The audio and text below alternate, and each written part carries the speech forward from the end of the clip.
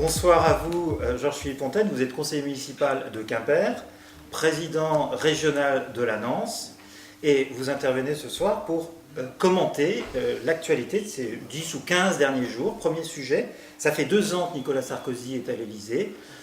Les avis sont, paraît-il, partagés. J'imagine que le vôtre ne l'est pas tellement partagé. Ah, pas du tout.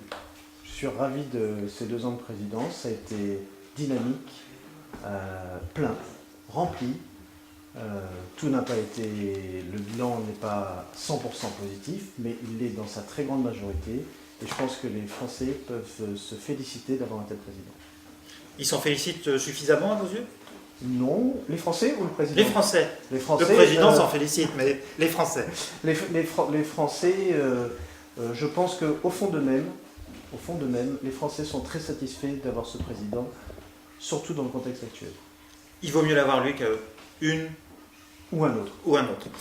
Deuxième sujet d'actualité récente, la Coupe de France de football. Elle était 100% bretonne au Stade de France. C'était beau, c'était sympa, il n'y avait pas eu de violence. C'était Guingamp-Rennes.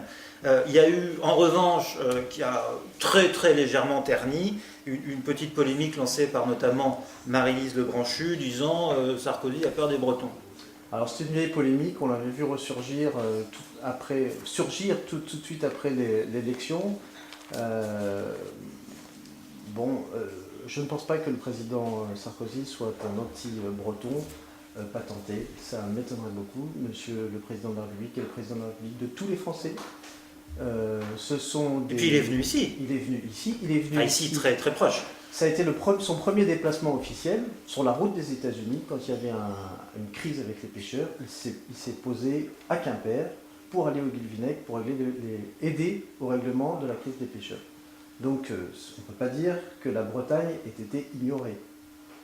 Avec une discussion franche dont on a beaucoup parlé, mais bon. Oui, mais c'est son tempérament, c'est comme ça qu'on l'aime. Il était là. La loi Bachelot, l'hôpital. Vous êtes médecin, certains la critiquent, parfois durement. Alors, la loi Bachelot, c'est un petit peu compliqué. C'est pas parce que je suis médecin, mais effectivement, je pense, et je ne suis pas le seul à le penser, que l'hôpital ne doit pas générer systématiquement des déficits. Les hôpitaux peuvent être bien gérés.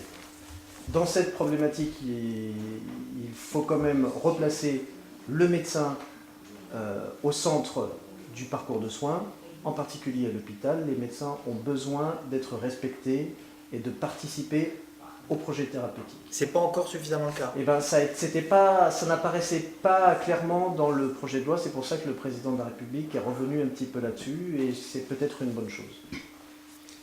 Quatrième, dernier, sauf si vous avez des idées supplémentaires, quatrième et dernière étape dans ce parcours, de ce tour d'horizon de l'actualité, la loi Internet, les droits d'auteur. Alors, j'ai sous les yeux quelques noms: Juliette Gréco, Maxime Le Forestier, une Maison Bleue, Pierre Arditi, Michel Piccoli, qui signent une pétition en disant la gauche, grosso modo, nous a trahis.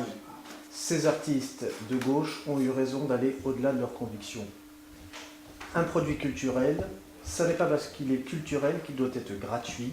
On a toujours payé ses 33 tours, toujours payé ses CD. Ça ne rajeunit pas les 33 tours. Je ne vois pas pourquoi on ne paierait pas son téléchargement sur Internet. Les artistes ont besoin de vivre, il est normal qu'ils vivent de leur création. C'est-à-dire, tout travail se paie.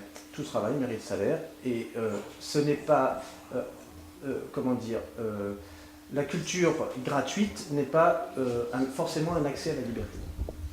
Je reviens à Sarkozy, 2 ans, toujours fanat. Plus que jamais.